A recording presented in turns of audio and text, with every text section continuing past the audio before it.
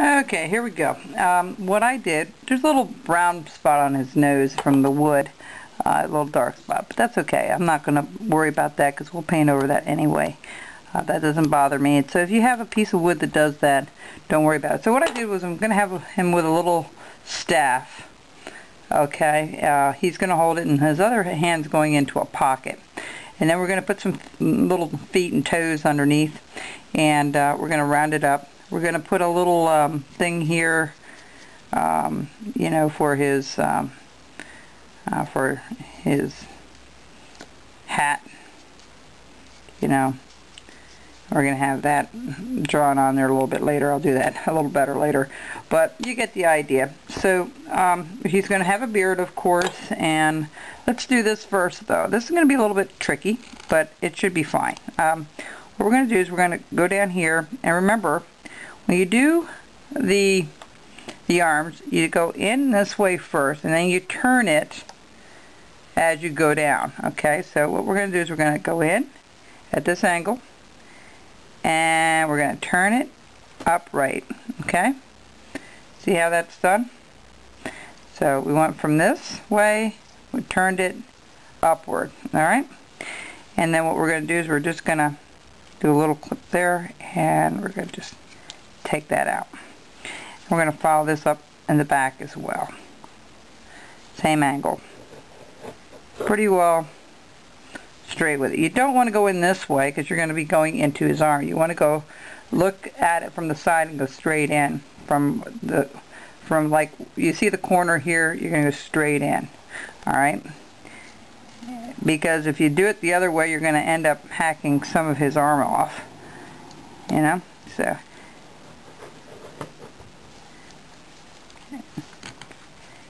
and we're limited with what we can do because we're doing it out of a block. If you do a cutout on a bandsaw, you want to make, you know, the staff separate, you can. I'm not crazy about adding things to a carving. I like just taking a block and making something out of it.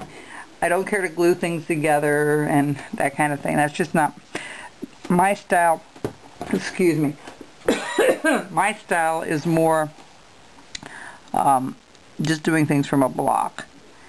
More and more I enjoy that because then you don't need special things to make it fit and, you know, all that. So, and some people enjoy that. You know, some carvers do that all the time. That's perfectly fine. You know, if you enjoy doing that, like I always said, carving, there's no right or wrong way of doing things in carving. You know, whatever you decide. I'm going to go to the other knife. It's just a little sharper.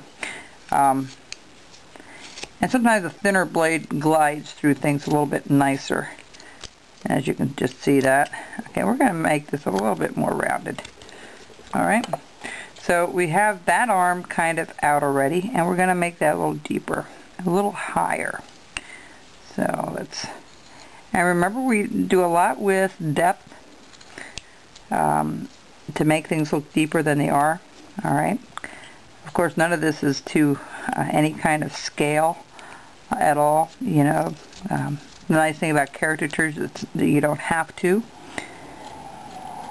You do whatever way it looks good to you, and you know, whatever you like the piece to look like. Okay, see how we have it nicely? It just flows into a cone so much easier than from a straight block. Alright, we're going to do this arm over here real quick. And what we're going to do, again, we have to go straight down this way, but I'm coming from the opposite direction. So I'm going to push this in and then turn it. Okay? Remember? Alright. Straight in. I'll do it again. And then you turn it. Alright. It takes a little bit of practice. Since this is the staff, we're going to start cutting some of this out. Alright. So you want to be very, very careful doing this. Make sure your knife is very sharp. Like I said on my other segment, I am trying to find a place to do some teaching. And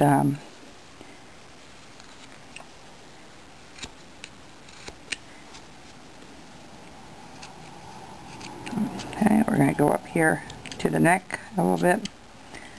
Right up to the top of that.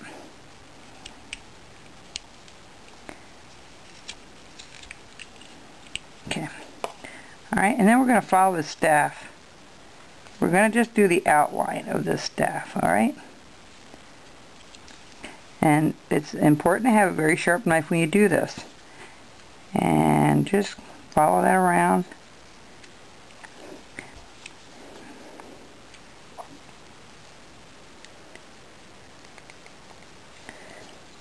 You can always tweak it a little bit later, but I just want to make sure I get this portion out first. And of course his hand's going to be wrapped around it, so we're going to go make a little room for his hand. We're just going to block it out right now because we can tweak that a little bit later. And we will when we start wrapping the hand around it.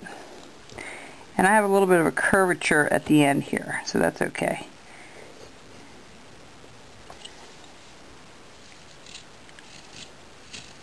Alright, we're going to go up here. The important thing is getting your corners cut, okay?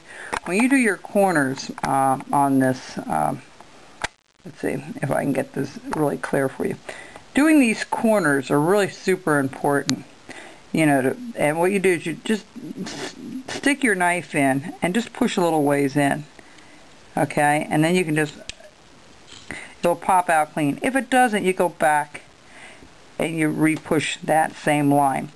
Don't pry it out, because if you pry it out, you're going to probably chip some of the carving out when you do it. So just you know, just to make you aware of that.